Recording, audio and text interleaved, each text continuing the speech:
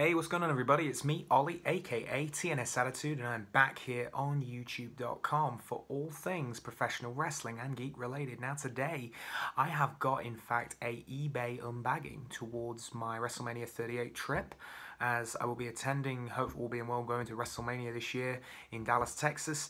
And one of the things I'll be doing over there will be at WrestleCon. It's a bit of a WrestleCon update for you. I've done a few of these recently, as you know, they keep announcing guests on a day-to-day basis. Sometimes they'll announce one guest, sometimes they're announcing 2 and 3. But this was actually one announcement they did over the weekend, and I was like, you know what, I really want to get something for him to sign, as I've always wanted to meet this particular guy, but obviously I've never really had the chance to. And when I've been at certain like access sessions, it's like been a thing where I've probably missed him. But he's a legend in my eyes, and I definitely would like to meet him. But before that, just discussing like WrestleMania access, they haven't really announced anything yet for that.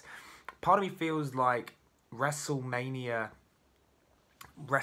access will be announced very much last minute, I think. I don't know whether or not we are going to get like some kind of VIP sessions with that.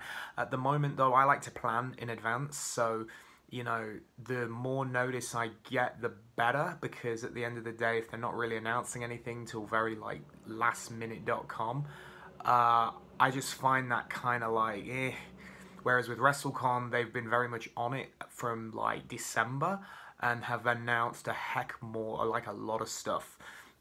So, you know, it's kind of like that. Also, we don't really know how Access is going to run this year. Obviously, it is running in a very open state like Texas, so there is that to consider. But also, I do think WWE will probably keep certain like COVID-19 protocols in place, so you got to look out for that. I mean, it's kind of like, it's one thing buying a VIP, but it's also another thing if it's not going to be like a VIP where you meeting the guy. However, there's like, it's socially distanced and you're like hearing the guys like right down here, and I don't know, I'm not sure if I'm keen on that idea, to be honest, just because of the kind of money that these VIPs do cost.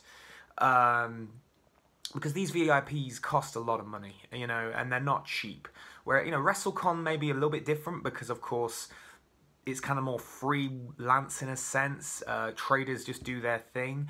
I'm also basing this on the fact that, of course, WrestleCon last year in Florida had very, you know, they were pretty much tightened up with the masks. But, of course, masks are starting to be relaxed now in certain areas. Even over here in the UK, they're being, like, more relaxed with it. But anyway, going off topic a little bit, let's just show up what I got today. So, eBay unbagging, not opened this up yet. It says do not bend on it, which, of course, is very much important. You don't bend something like this because it's quite old and quite classic. So it has been wrapped nicely, and let's see what we got in here. This is like a vintage item, which I am just about. Let's see what we got. So it's been wrapped nicely, so I'll give the seller that. Here we go. Look at that. Wow. It is a very old school. Man, this thing's nice. Look at this. This is really cool. This is a very classic Pro Wrestling Illustrated from 1991. And it has Sergeant Slaughter on the cover. Hence, I'm hopefully going to be meeting Sergeant Slaughter at WrestleCon.